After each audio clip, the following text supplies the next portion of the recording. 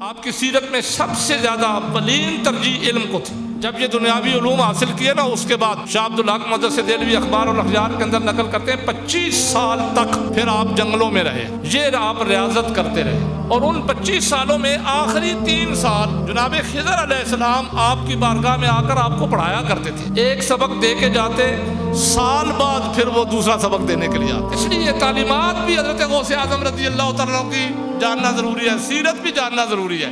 پیدائشی مادرزاد ولی ہونے کے باوجود آپ نے سب سے زیادہ مشقت اٹھائی علم حاصل کرنے کے لیے۔ میں نے ایک مثال آپ کے سامنے دی نا، پورے ہفتے سے بھوکے تھے، بھوک کا یہ عالم تھا کہ سامنے بیٹھا بندہ روٹی کھا رہا ہے، آپ کا منہ خود بخود کھل جایا کرتا تھا۔ وہ اپنے لیے لقمہ اٹھاتا تو آپ کا منہ کھل جاتا۔ اتنے زیادہ بھوکے ہونے کے باوجود علم حاصل کرنا نہیں چھوڑا۔ میں عام بندے کی بات کیوں کروں، سجادہ نشین سارے دیکھ لیں، گدیوں کے پیر سارے دیکھ لیں، کسی کے پاس علم نہیں ہے، نہ کوئی علم حاصل کرتا ہے۔ آپ نے اپنی کتاب سر اور اسرار لکھی ہے نا، میں نے آپ کے سامنے کہا نا کہ آپ کی تعلیمات میں اتنا حصہ ہے دین اسلام میں خدمت کا کہ آپ نے قرآن مجید کی تفسیر بھی لکھی۔ تو تفسیر لکھنے کے لیے علم کا ہونا ضروری ہے۔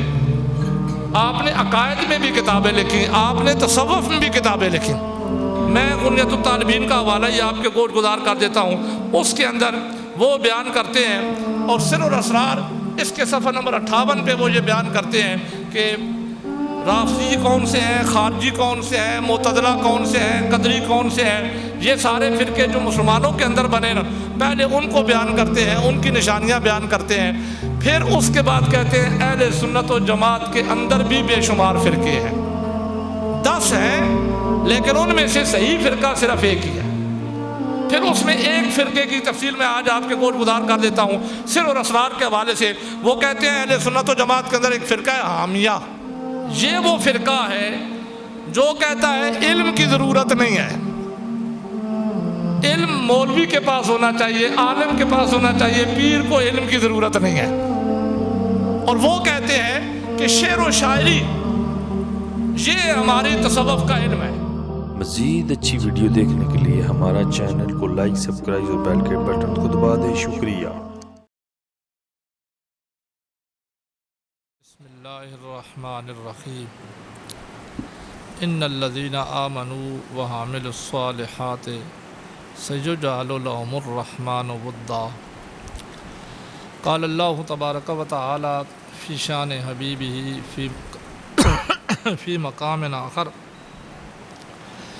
ان اللہ و ملائکتہ یصلون علی النبی یا ایہا الذین آمنوا صلوا علیہ وسلموا تسلیما۔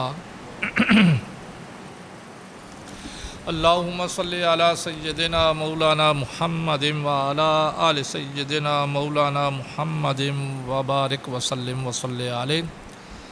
الصلاۃ والسلام علیک یا رسول اللہ وعلی آلک وصحابک یا حبیب اللہ۔ یا رسول اللہ انظر علینا یا حبیب اللہ اسمع قالنا اننا فی بار عم مغرق خذ ایدینا وسہل لنا اشکالنا۔ بعد از حمد و صلاۃ ربیع الثانی شریف کا مہینہ ہے، اور اس کے اندر روئے زمین کے مسلمان حضرت شیخ عبدالقادر جیلانی الحسنی والحسینی رضی اللہ تعالی عنہ کی سیرت کو بیان کرتے ہیں، اور آپ کے ایصال ثواب کے لیے محافل منعقد کی جاتی ہیں جن کو 11ویں شریف کہا جاتا ہے۔ ان محافل کا عنوان ہمیشہ 11ویں شریف کے نام سے ہوتا ہے، اور اسی طریقے سے دنیا کے اندر عرف میں آپ کی ایصال ثواب کی محفل کو پہچانا جاتا ہے۔ اکثر میں نے اپنی زندگی میں ان محافل میں جہاں جہاں کہیں شرکت کی ہے یا جو کچھ اپنی زندگی کے اندر دیکھا ہے، تو اس ماہ مقدسہ میں حضرت غوث اعظم رضی اللہ تعالی عنہ کی کرامات پر زیادہ بحث کی جاتی ہے۔ آپ کی کرامتوں کو بیان کیا جاتا ہے کہ یہ فلاں آپ کی کرامت تھی، فلاں آپ کی کرامت تھی۔ اس میں کوئی شک نہیں کہ حضور علیہ الصلوۃ والسلام کے ولیوں میں سے سب سے زیادہ صاحب کرامت ولی آپ کی ذات گرامی تھی۔ لیکن شریعت مطہرہ میں قاعدہ یہ ہوتا ہے کہ کرامت چھپائی جاتی ہے۔ کرامت کو ایک مخصوص وقت میں جب اس کے ظاہر کرنے کے لیے وقت آ جائے یا کوئی اس وقت اس کا ظاہر کرنا ضروری ہو جائے تو اس وقت کرامت کا اظہار کیا جاتا ہے، ورنہ کرامت کو چھپایا جاتا ہے۔ اور پھر یہ بھی میں تو اکثر یہ کہا کرتا ہوں کہ ولی کو کرامت کی ضرورت نہیں ہوتی ہے، کرامت کو ولی کے لیے ضرورت ہوتی ہے۔ تو حضرت غوث اعظم رضی اللہ تعالیٰ عنہ کی زندگی ہمارے سامنے ایک مشعل راہ بھی ہے۔ تو آج میں بھی آپ کے حوالے سے گفتگو کرنا چاہتا ہوں، لیکن میں نے اپنی گفتگو کو 3 عنوانات کے ساتھ معنون کر دیا ہے تاکہ میں آپ کو تھوڑا سا آپ کے بارے میں اپنی معروضات پیش کر سکوں۔ تو جو عنوان میرے ہوں گے وہ عام طور پر بہت کم بیان کیے جاتے ہیں۔ حضرت غوث اعظم رضی اللہ تعالیٰ عنہ کی سیرت، آپ کی تعلیمات اور آپ کا عقیدہ، یہ ہے آج کے میرے اس موضوع کے اس معروضات کے موضوعات، کہ آپ کا عقیدہ کیا تھا، آپ کی سیرت کیا تھی اور آپ کی تعلیمات کیا تھیں۔ اگرچہ یہ علیحدہ علیحدہ ہر کوئی موضوع ہے تو تھوڑے سے وقت میں ایک موضوع پہ بھی نہیں بولا جا سکتا، تو میں کوشش کروں گا کہ ایک دلیل صرف ہر موضوع پہ دوں تاکہ آپ کو اپنا معروضات سمجھا سکوں۔ تو سب سے پہلے آپ کی سیرت کی طرف جاتے ہیں نا، تو میں اتنی ابتدا سے تمہید باندھتا ہی نہیں ہوں، یہ ہر کسی کو پتہ ہے کہ حضرت غوث اعظم رضی اللہ تعالیٰ عنہ جیلان میں پیدا ہوئے، کب پیدا ہوئے، کس گھر میں پیدا ہوئے، یہ ہر کوئی جانتا ہے۔ لیکن آپ کی سیرت کیا تھی، اس میں سے صرف ایک چیز آپ کے گوش گزار کروں گا۔ حالانکہ حضرت غوث اعظم رضی اللہ تعالیٰ عنہ پیدائشی ولی تھے، مادرزاد ولی تھے، پیدا ہوئے تو آپ پیدائش کے وقت ہی ولی تھے۔ اسی وجہ سے جتنی بھی آپ کی سیرت کی کتابیں لکھی گئی ہیں ان کے اندر یہ روایت موجود ہے کہ حضرت غوث اعظم رضی اللہ تعالیٰ عنہ جب پیدا ہوئے تو رمضان شریف کا مہینہ تھا۔ تو رمضان شریف کے مہینے میں ظاہر مسلمانوں پہ روزے فرض ہوتے ہیں، اور آپ کی پیدائش اور آپ کا جو زمانہ تھا نا، یہ 6 ہجری تھی، 5ویں 6 ہجری۔ تو اسی ہجری میں آپ کے ساتھ آپ کے ہم عصر میں سے امام غزالی بھی موجود تھے۔ تو اس وقت رمضان شریف کے مہینے میں مسلمان روزے رکھا کرتے تھے۔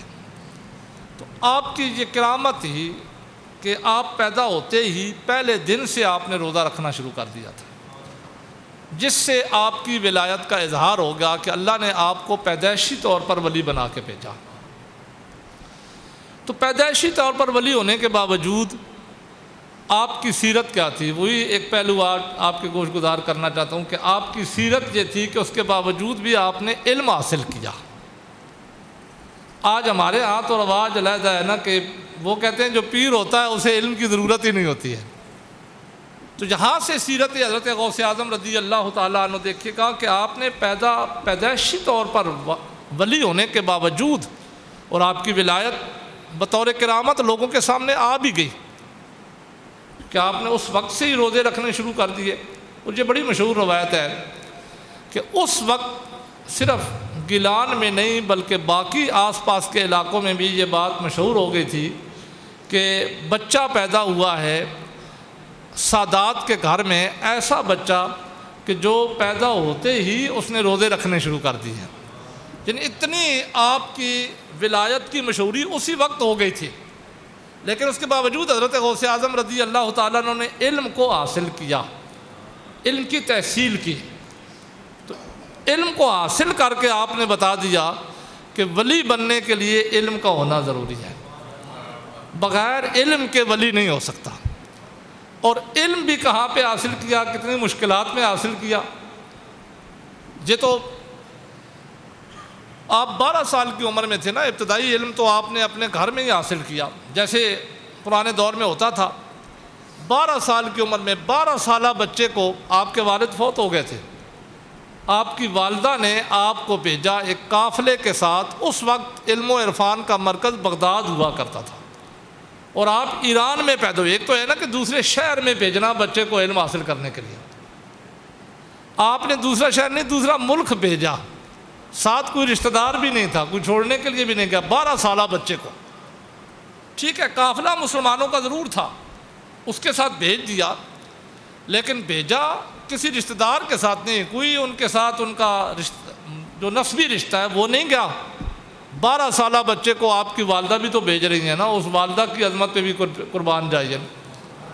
حضرت غوث اعظم رضی اللہ تعالیٰ عنہ نے بھی کوئی رونا نہیں رویا کہ میں نہیں جا سکتا گھر کو چھوڑ کر، تو آپ گئے 12 سال کی عمر میں بغداد میں علم حاصل کرنے کے لیے، اور علم حاصل کرنے کی پوزیشن کیا تھی کہ والدہ نے تھوڑی سی رقم دی، یہ تو اس کے بعد وہ ساری کرامات میں آتا ہے نا کہ راستے میں ڈاکو پڑے تو آپ کی والدہ نے چونکہ نصیحت کی تھی کہ بیٹا جھوٹ کبھی نہیں بولنا، تو آپ نے ڈاکوؤں کو بتا دیا کہ میرے پاس پیسے ہیں، وہ علیحدہ بات ہے، میں آج کرامات کی بات نہیں کرنا چاہتا، میں ان کی سیرت تعلیمات اور عقائد پہ بات کرنا چاہتا ہوں۔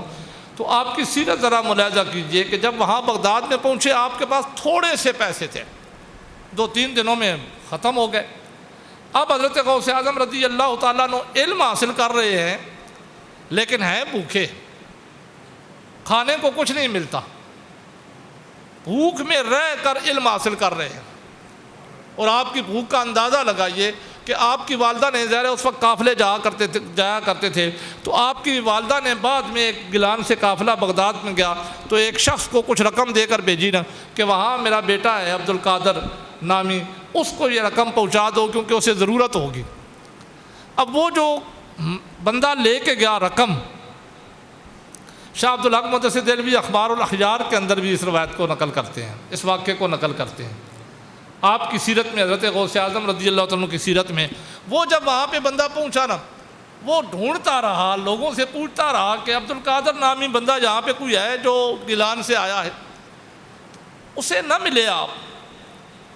اب اس کے پاس جو رقم تھی اس کے پاس بھی وہ رقم اس کی اپنی جو تھی وہ اس سے ختم ہو گئی، اسے بھوک لگی نا، اس نے آپ کی رقم میں سے جو آپ کی والدہ نے آپ کے لیے بھیجی تھی نا اس میں سے کھانا خریدا، بھوک لگی تو وہ کھانا لے کر ایک مسجد میں گیا، وہاں بیٹھ کے کھاتا ہوں، تو کھانا کھانے لگا تو وہاں پاس ہی ایک بچہ تھا۔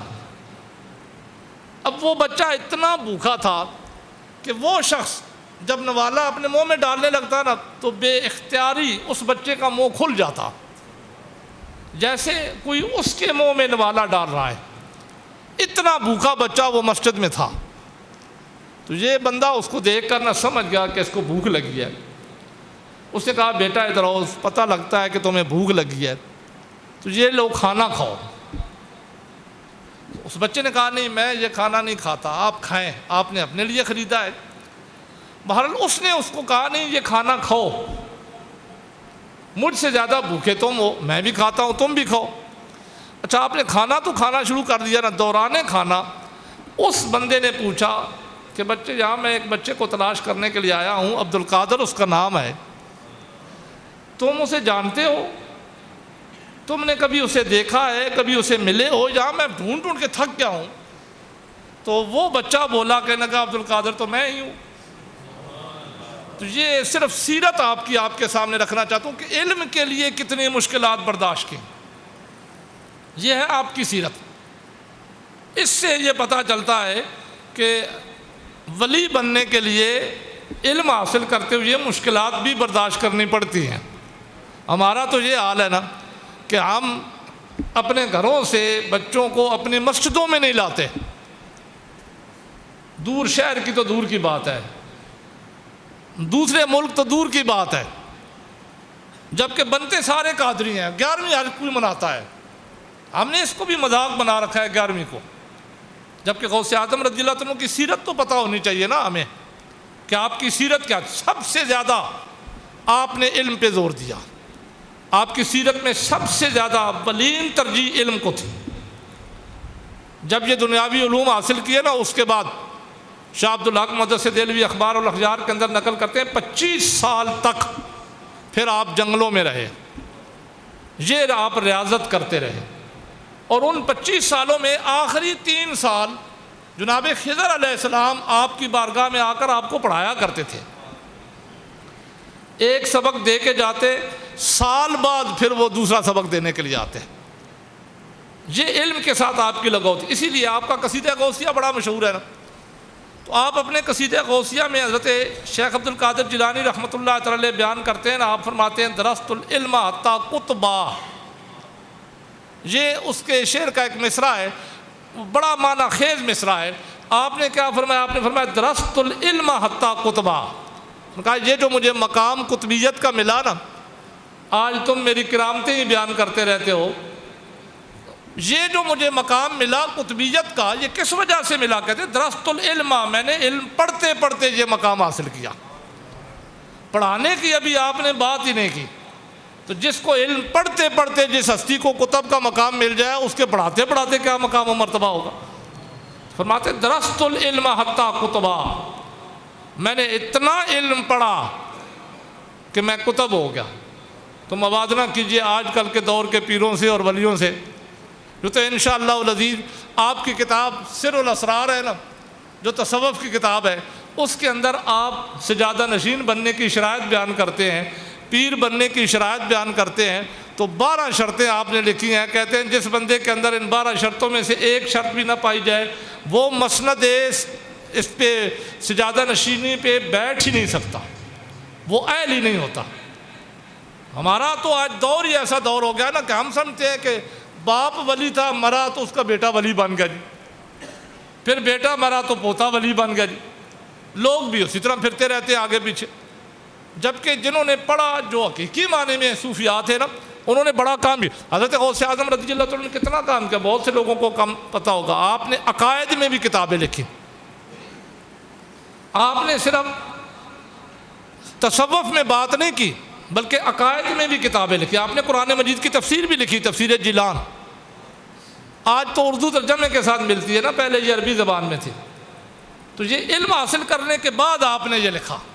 تو آپ کی سب سے زیادہ توجہ تعلیمات میں علم کی طرف تھی. یہ آپ کی سیرت میں بھی ہے کہ آپ علم پڑھتے رہے، علم پڑھاتے رہے. تو گویا آپ نے اپنے پیروکاروں کو یہ پیغام دیا کہ اگر مجھے چاہتے ہو نا، مجھ سے محبت کرتے ہو، اپنے آپ کو قادری کہلواتے ہو اور قادریت کا درس دیتے ہو، تو پہلا کام دنیا کے اندر تمہارے لیے یہ ہونا چاہیے کہ تم علم پڑھو، علم کی طرف توجہ دو. آپ نے سر الاسرار کے اندر بے شمار راز کی باتیں بیان کی ہیں، تصوف کی باتیں بیان کی ہیں. اب یہ آپ کی تعلیمات میں سے میں آپ کے گوش گزار کروں گا، ایک وہاں پہ بات کروں گا، لیکن اب میں نے اختصار کے ساتھ آپ کی سیرت تو آپ کے سامنے بیان کر دی، نہ صرف ایک پہلو بیان کیا آپ کی سیرت کے لحاظ سے کہ آپ نے سب سے زیادہ توجہ دی علم کی طرف. آپ کی سیرت علم و تعلم سے بھری پڑی ہے. اب آپ کے ماننے والوں کے لیے، 11ویں کرنے اور کھانے والوں کے لیے صرف 11ویں نہیں کافی، پکا کے کھا لینا ہی نہیں کافی، بلکہ آپ کی سیرت پہ بھی عمل پیرا ہونا ضروری ہے. تو اتنا علم تو ہمیں بھی حاصل کرنا چاہیے جس سے اپنے آپ کو جہنم کی آگ سے بچا سکیں. جو فرض عین ہے اس کو تو ہم حاصل کریں. آج تو لوگوں کو فرض عین کا ہی نہیں پتہ ہوتا. میں کل پرسوں گیا تھا نکاح پڑھانے کے لیے، تو وہاں ظاہر ہے کہ ہمارے اکثر واسطے پڑھتے رہتے ہیں.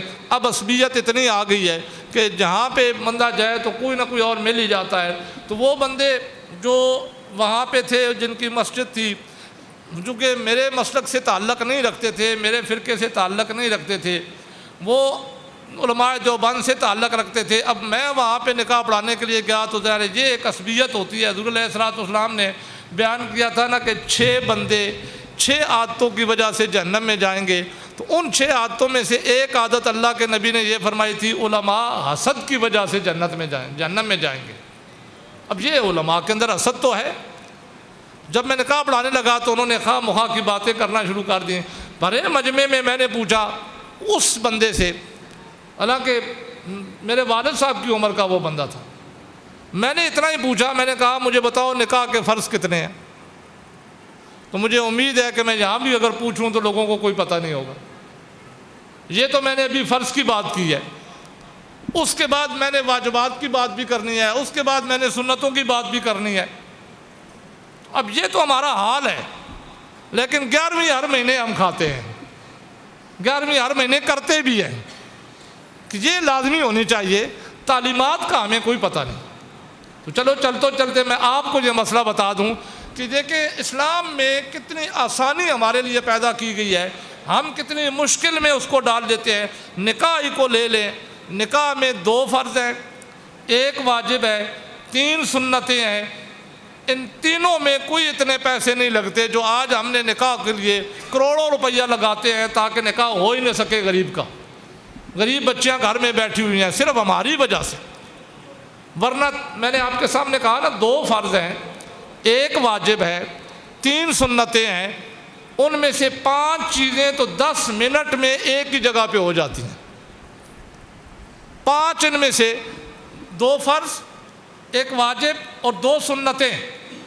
اور جیسے حضور علیہ الصلوۃ والسلام ارشاد فرماتے ہیں کہ نکاح مسجدوں میں کیا کرو، تو یہ تو اور زیادہ ایک علیحدہ سنت بھی ہو جائے گی۔ اور پھر ان نکاح کے فرائض و واجبات میں سے 5 چیزیں مسجد کے اندر 10 منٹ میں ادا ہو جاتی ہیں، 1 سنت پیچھے باقی رہ جاتی ہے۔ پہلا فرض ہے نکاح کے اندر ایجاب و قبول، میاں بیوی کا ایجاب و قبول کرنا، لڑکے اور لڑکی کا ایجاب و قبول کرنا۔ دوسرا فرض ہے 2 گواہوں کا ہونا، جو ایجاب و قبول کو سننے والے 2 گواہ موقع پہ موجود ہوں، ان کا ہونا یہ دوسرا فرض ہے۔ ایک جگہ پہ ہوتے ہیں یا نہیں؟ مسجد میں اگر نکاح کیا جائے تو وہیں پہ ہو جاتا ہے یا نہیں؟ ایجاب و قبول بھی ہو جاتا ہے، گواہ بھی وہاں پہ موجود ہوتے ہیں۔ اب جب ہم نے اس کو خراب کیا نا، شریعت کو ہم بگاڑ رہے ہیں۔ آج کہتے ہیں جی لوگ کہ لڑکا کینیڈا میں ہے، لڑکی یہاں پہ ہے، ہم نکاح کر رہے ہیں جی۔ پھر کہتے ہیں جی ہم آن لائن نکاح کرتے ہیں۔ بھئی تمہیں پتہ تو ہونا چاہیے کہ نکاح کے فرائض میں موقع پہ گواہوں کا اور میاں بیوی کا موجود ہونا ضروری ہے۔ تو جب آن لائن ہے تو موقع پہ تو نہیں ہے، فرض ہی نہیں ادا ہوگا تو نکاح کیسے ہوگا؟ لیکن جہاں ہو رہے ہیں، حضور علیہ الصلوۃ والسلام نے فرمایا تھا نا کہ ایک وقت آئے گا میری امت میں کہ نکاح کے باوجود زنا ہو رہا ہوگا۔ وہ اسی جانب اللہ تبارک و تعالیٰ کے محبوب نے اشارہ فرمایا تھا، اللہ ہمیں اس سے بچنے کی توفیق عطا کرے۔ تو یہ 2 فرض میں نے آپ کے سامنے بیان کر دیے، کتنا آسان ہے، مسجد میں دونوں ادا ہو جاتے ہیں۔ پھر 1 واجب ہے نکاح کے اندر، اور وہ ہے مہر دینا، وہ بھی اسی جگہ پہ دے دیا جاتا ہے، ادا ہو جاتا ہے۔ اب 3 سنتیں رہ گئی۔ پہلی سنت ہے خطبہ پڑھنا، وہ بھی مسجد میں اسی جگہ پہ ہو جاتی ہے۔ دوسری سنت ہے نکاح کے بعد اس وقت کیونکہ جوارے ہوا کرتے تھے، وہ تقسیم کیا کرتے تھے، تو کوئی میٹھی چیز تقسیم کرنا، آج کل مٹھائی تقسیم کر دی جاتی ہے۔ یہ سنت بھی ہو گئی، مسجد کے اندر ہو گئی نا، 5 سنتیں ہو گئی۔ اس کے بعد اگلی سنت اور آخری سنت ولیمہ کرنا ہے۔ وہ تو ظاہر ہے اگلے دن ہوگا نا، یا جس دن بھی بندہ نکاح کے بعد کرنا چاہے کر سکتا ہے۔ تو یہ 3 سنتیں، 1 واجب اور 2 فرض نکاح کے ہیں۔ اس کے لیے نہ تو تیل مہندی کی ضرورت ہوتی ہے، نہ لمبی لمبی باراتوں کی ضرورت ہوتی ہے، نہ جہیز کی ضرورت ہوتی ہے، نہ ہی اتنے بڑے فنکشنز کی ضرورت ہوتی ہے جو ہم کرتے ہیں۔ تو یہ سارا کچھ شریعت سے ہٹ کے ہم کر رہے ہوتے ہیں۔ یہی وجہ ہے کہ ہم نے اپنے اوپر تنگی کی تو ہم پہ تنگی ہونا شروع ہو گئی۔ اس لیے تعلیمات بھی حضرت غوث اعظم رضی اللہ تعالیٰ عنہ کی جاننا ضروری ہے، سیرت بھی جاننا ضروری ہے۔ آپ نے سیرت میں سب سے زیادہ توجہ ہی علم کی طرف دی ہے کہ علم تمہیں سیکھنا ہے، ہر حال میں علم سیکھنا ہے۔ اور پھر میں نے پہلے آپ کے سامنے مثال دے دی، پیدائشی مادرزاد ولی ہونے کے باوجود آپ نے سب سے زیادہ مشقت اٹھائی علم حاصل کرنے کے لیے۔ میں نے ایک مثال آپ کے سامنے دی نا، پورے ہفتے سے بھوکے تھے، بھوک کا یہ عالم تھا کہ سامنے بیٹھا بندہ روٹی کھا رہا ہے، آپ کا منہ خود بخود کھل جایا کرتا تھا۔ وہ اپنے لیے لقمہ اٹھاتا تو آپ کا منہ کھل جاتا۔ اتنے زیادہ بھوکے ہونے کے باوجود علم حاصل کرنا نہیں چھوڑا۔ تو آج ان کے نام لیوا ہیں سارے۔ میں عام بندے کی بات کیوں کروں، سجادہ نشین سارے دیکھ لیں، گدیوں کے پیر سارے دیکھ لیں، کسی کے پاس علم نہیں ہے، نہ کوئی علم حاصل کرتا ہے۔ بلکہ غوث اعظم رضی اللہ تعالیٰ عنہ کی تعلیمات میں سے ایک تعلیم یہ تھی نا، اب میں اپنے پورے موضوع کو تو مکمل نہیں کر سکوں گا، آپ نے اپنی کتاب سر اور اسرار لکھی ہے نا، میں نے آپ کے سامنے کہا نا کہ آپ کی تعلیمات میں اتنا حصہ ہے دین اسلام میں خدمت کا کہ آپ نے قرآن مجید کی تفسیر بھی لکھی۔ تو تفسیر لکھنے کے لیے علم کا ہونا ضروری ہے۔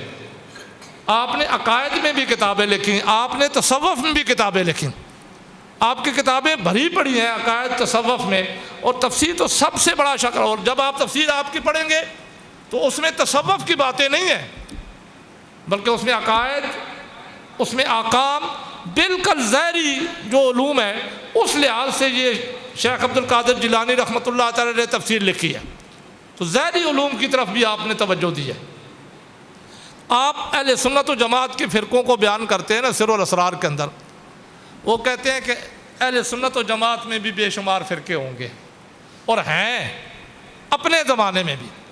صرف ایک خامی آج موجودہ دور کے لحاظ سے جو ہمارے اندر بھی وہ پائی جا رہی ہے نا، جس کی طرف آپ کی تعلیمات کے حوالے سے آپ کے گوش گزار کرتا ہوں، انہوں نے جب اہل سنت کے فرقے بیان کیے نا کہ اہل سنت کے اندر ایک تو ہے نا کہ انہوں نے اس کتاب کے اندر غنیت الطالبین میں بھی یہ بات بیان کی ہے، میں غنیت الطالبین کا حوالہ ہی آپ کے گوش گزار کر دیتا ہوں، اس کے اندر وہ بیان کرتے ہیں، اور سر اور اسرار اس کے صفحہ نمبر 58 پہ وہ یہ بیان کرتے ہیں کہ رافضی کون سے ہیں، خارجی کون سے ہیں، معتزلہ کون سے ہیں، قدری کون سے ہیں، یہ سارے فرقے جو مسلمانوں کے اندر بنے نا، پہلے ان کو بیان کرتے ہیں، ان کی نشانیاں بیان کرتے ہیں، پھر اس کے بعد کہتے ہیں اہل سنت و جماعت کے اندر بھی بے شمار فرقے ہیں، بلکہ کہا 10 فرقے ہیں، اور آگے بیان کرتے ہیں کہ ان میں سے صحیح فرقہ صرف ایک ہی ہے۔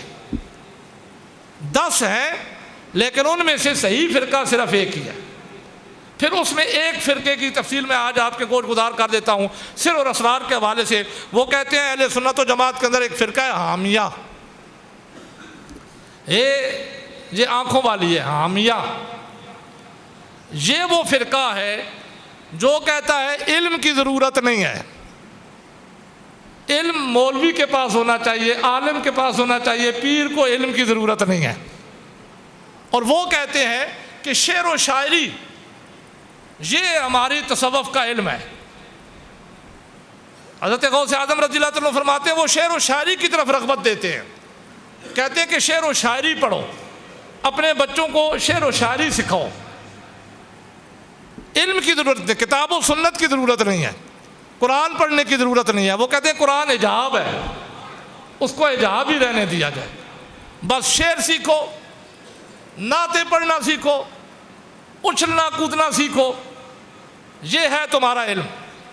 حضرت غوث اعظم رضی اللہ تعالیٰ عنہ، میں ان کی کتاب کے حوالے سے گفتگو کر رہا ہوں، سر اور اسرار صفحہ نمبر 58، یہ تقریباً 65-66 صفحے کی کتاب ہے، اردو میں بھی چھپی ہوئی ہے، ہر کوئی لے کر اس کو پڑھ سکتا ہے، پڑھنا چاہیے جو اپنے آپ کو قادری کہتے ہیں کم از کم انہیں تو، جو ان کی 11ویں کھاتے ہیں اور 11ویں کراتے ہیں کم از کم انہیں تو پڑھنا چاہیے، ان کی تعلیمات کا پتہ چلے۔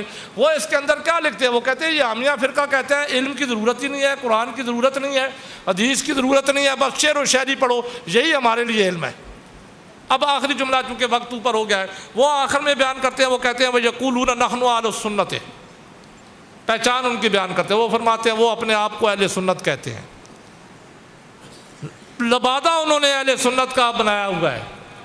اب مجھے آپ کو بتانے کی ضرورت ہی نہیں ہے کہ آج ہمارے اندر بھی یہ فرقے موجود ہیں کہ جن کے پاس علم کے، بلکہ ہمارے اندر کیا ہمارے اپنے ہاں یہ موجود ہیں۔ آج کل شعر و شاعری سکھانے کے لیے اکیڈمیاں بنی ہوئی ہیں، لیکن درس و تدریس کے لیے مدارس کوئی نہیں ہے جہاں قرآن و سنت کا علم دیا جائے۔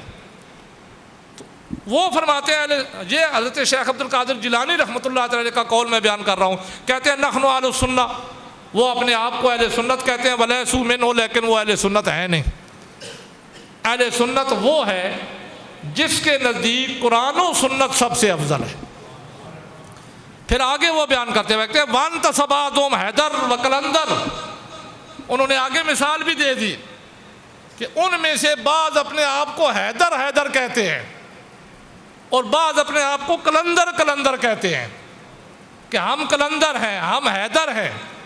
یہ ہماری محفلوں میں بھی ہوتا ہے یا نہیں، حیدری حیدری حیدری، اسی فرقے کی طرف حضرت غوث اعظم رضی اللہ تعالیٰ عنہ نے اپنی کتاب سر الاسرار کے اندر باقاعدہ بیان کیا، اور ساتھ ہی فرمایا کہ یقولون نحن اہل السنت ولیسوا منہم، وہ اپنے آپ کو اہل سنت کہتے ہیں لیکن سنیوں کو میں متنبہ کرنا چاہتا ہوں کہ وہ سنی ہوتے نہیں ہیں، کیونکہ آگے جب میں ان کے عقائد بیان کروں گا تو آپ کو پتہ چلے گا کہ وہ اہل سنت کی نشانیاں کیا بیان کرتے ہیں۔